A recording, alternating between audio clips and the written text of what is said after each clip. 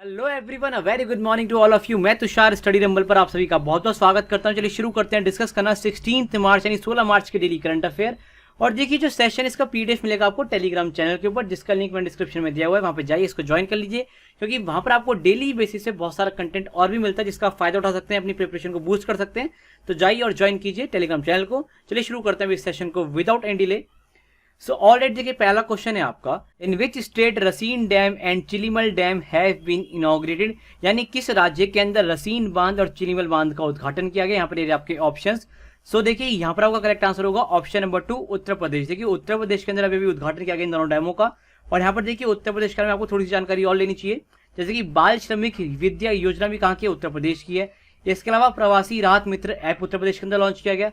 आयुष कवच भी उत्तर प्रदेश के अंदर लॉन्च किया गया। इनके अलावा देखिए एक अभ्युदय नाम की योजना भी है, अभ्युदय योजना नाम है इसका, ये भी उत्तर प्रदेश की सरकार ने लॉन्च करी थी। थोड़े दिन पहले हमने कवर किया था करंट अफेयर में, ये भी आपको बताना चाहिए, अभ्युदय इसका नाम है। एंड अभी 2 दिन पहले हमने एक अर्जुना सहायका इरिगेशन प्रोजेक्ट पढ़ा था, जो कि उत्तर प्रदेश में लॉन्च हुआ था। ठीक है, आपको ध्यान रखना है।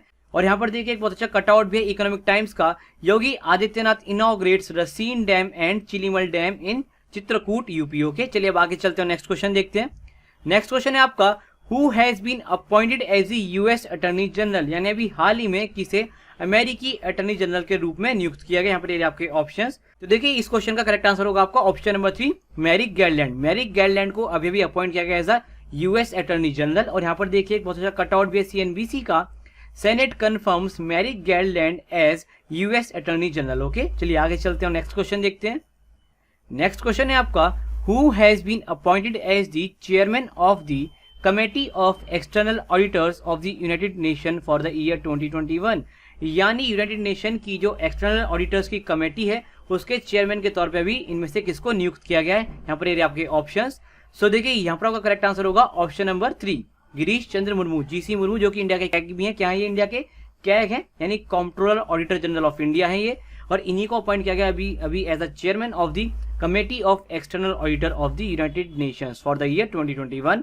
और यहाँ पर देखिए बहुत अच्छा कटआउट भी हिंदुस्तान टाइम्स का, CAG India appointed chairman of UN panel of external auditor for 2021। Okay, ध्यान रखेंगे आप। और ये कौन है? जीसी मुर्मू है। ठीक है, चलिए आगे चलते हैं, नेक्स्ट क्वेश्चन देखते हैं।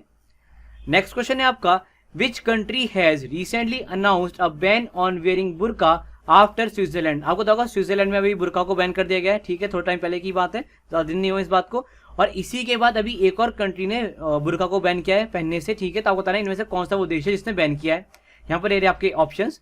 सो देखिए यहाँ पर आपका करेक्ट आंसर होगा ऑप्शन नंबर 4 श्रीलंका। श्रीलंका ने अभी भी बैन किया है बुर्का को और कुछ इस्लामिक स्कूल्स का, वो पता होना चाहिए, काफी न्यूज में है ये टॉपिक।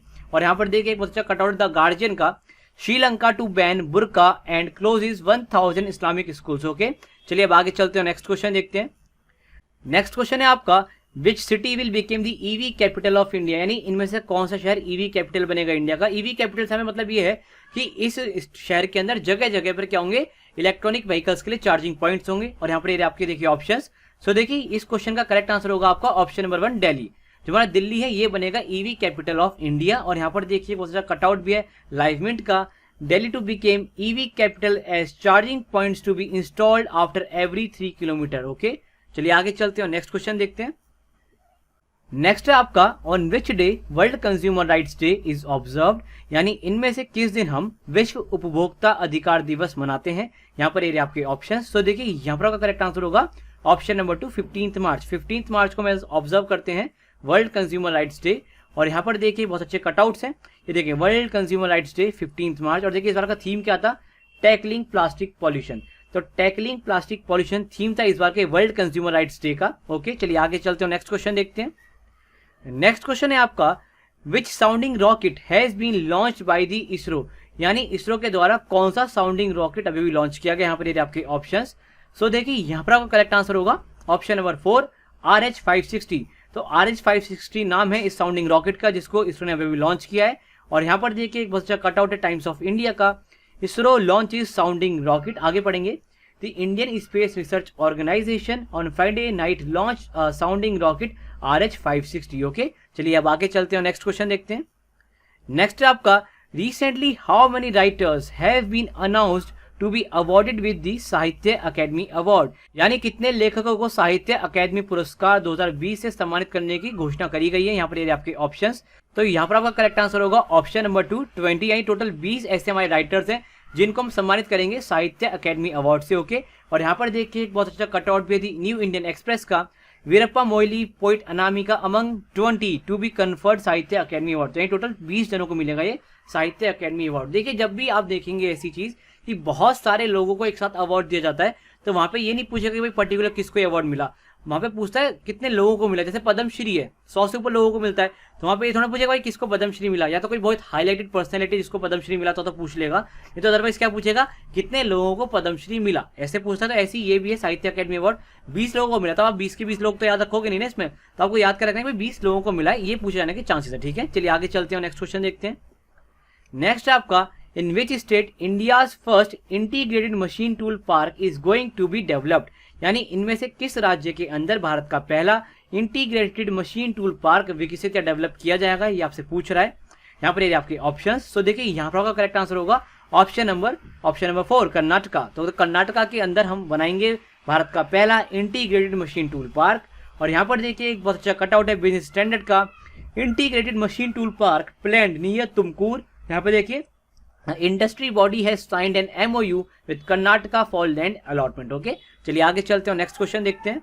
नेक्स्ट क्वेश्चन है आपका, recently in which state Herath festival is celebrated, यानी हाल ही में इनमें से किस राज्य के अंदर हीरथ फेस्टिवल को सेलिब्रेट करा गया, मनाया गया। यहाँ पर आपके ऑप्शंस, सो देखिए यहाँ पर आपका करेक्ट आंसर होगा ऑप्शन नंबर 3। ऑप्शन नंबर 3 इसी करेक्ट आंसर ही है। जम्मू कश्मीर के अंदर हम बनाते हैं हीरथ फेस्टिवल हर साल ही, और देखिए हीरथ फेस्टिवल शिवरात्रि के उपलक्ष्य में बनाया जाता है, बेसिकली शिवरात्रि को ही वहाँ पे हीरथ फेस्टिवल के तौर पे बनाया जाता है। और यहाँ पर देखिए एक बहुत अच्छा कटआउट है ऑल इंडिया रेडियो की न्यूज डिवीजन से, Jammu and Kashmir celebrates festival of Shivratri Herath. तो जो शिवरात्रि का फेस्टिवल है इसी को वहाँ पे हीरथ कहते हैं। ठीक है, ध्यान रखेंगे आप। चलिए अब आगे चलते हैं, डिस्कस करते हैं क्वेश्चन फॉर यू जो कल दिया गया था आपको करने के लिए।